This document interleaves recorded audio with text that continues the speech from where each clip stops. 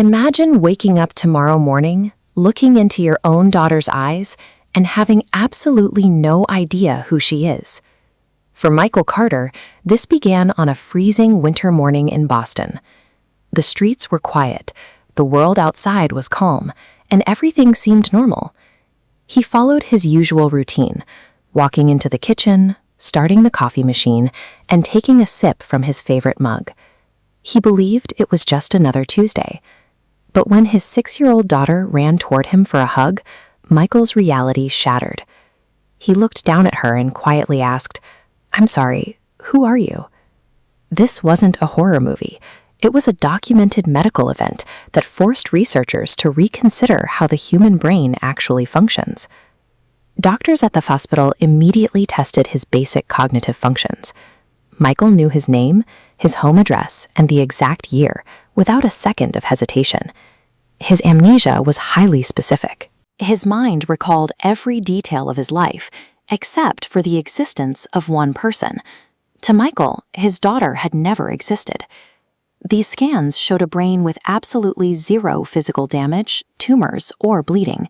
There was no visible trauma to explain the memory loss. A neurologist proposed that the memory wasn't actually gone. Instead, Michael's brain had somehow lost the internal pathway required to access it. Because Michael's brain was physically healthy, his case raised a difficult question. If the biological hard drive isn't broken, how can a memory simply disappear? A leading memory researcher arrived to take over the case.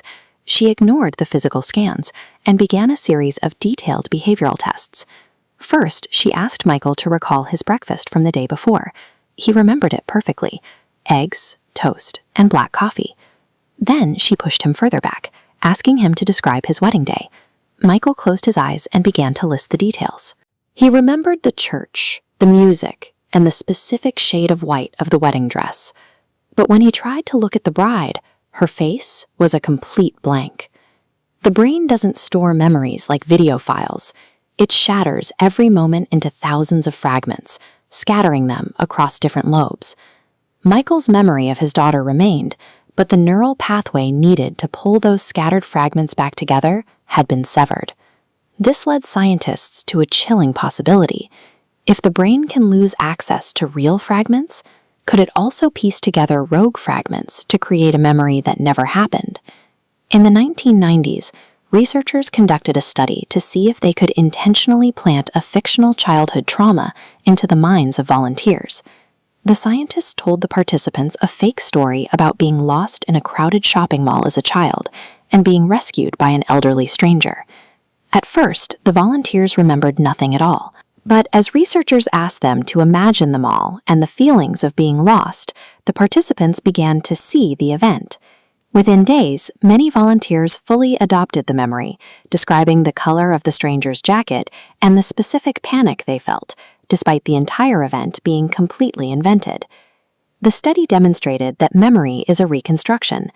Every time you recall the past, your brain opens the file, changes the details, and rewrites the story.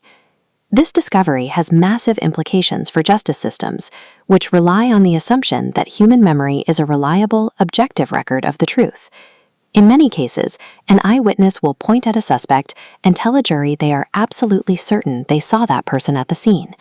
However, in these same cases, modern forensic DNA sequencing has later proven that the witness's unshakable memory was incorrect.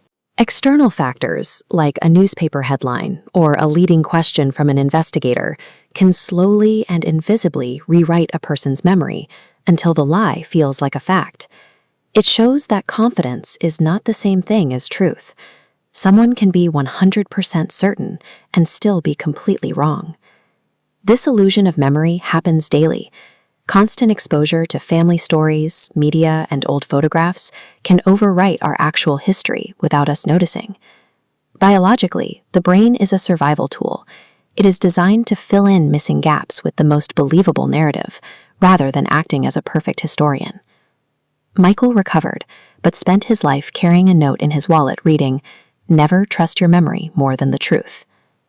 Tonight, try to recall your oldest, most cherished memory. Look at the faces and listen to the voices.